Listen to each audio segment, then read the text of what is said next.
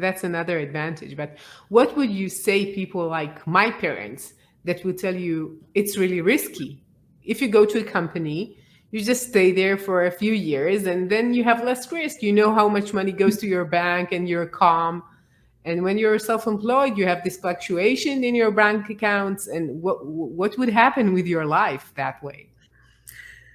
I completely understand that argument, but I feel like anybody who has been watching the world and the economy knows that that fundamental premise is flawed.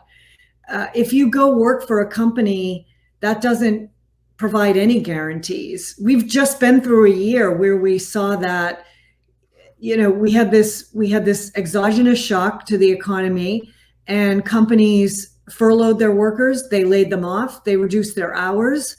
So there really is no guarantee or safety.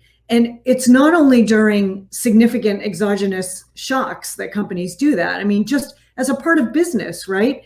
The business environment is global, it's dynamic, it's competitive, and businesses all the time are changing what they do. They're introducing new products, they're retiring old products, they're entering new markets, they're leaving markets, and all of those decisions require changes in the workforce. So even if you're at a company as a full-time employee, there are no guarantees. And I think you would be hard pressed to make a compelling argument that security comes with a full-time job. The thing about working independently is this is similar to investing. There's no concentration risk. When you work in a full-time job, you're putting all of your financial eggs in the basket of that one company. You're getting all of your income from that one company. Something happens to that company, your income can go from 100 to 0. If you work independently and you have different clients, different projects going on, even different lines of business, maybe you do some consulting or coaching, and then maybe you have some online courses or other products that you sell. All of a sudden you have a diverse income stream. And so even if something happens, one client says, well, we're going in a different direction, we're not interested in this project anymore, we're not going to work with you, you still have other clients and projects going on. So your income, instead of going from 100 to 0, goes from 100 to 80.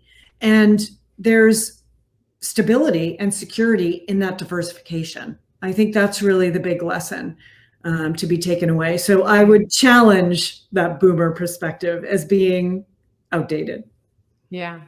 Like what you said about being like you're both a VC and you're investigating independent workers. And I would say that what you're saying is that we should see our career as building a business that need to have like a portfolio of opportunities, and we should sustain some of them in order to be more, first, content and maybe express our talents, and second, to have less risk in our lives currently.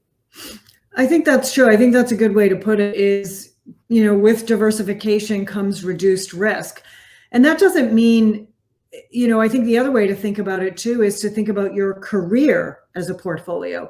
And there's absolutely nothing wrong with, in that portfolio of your career, having time periods where you do work for a single employer.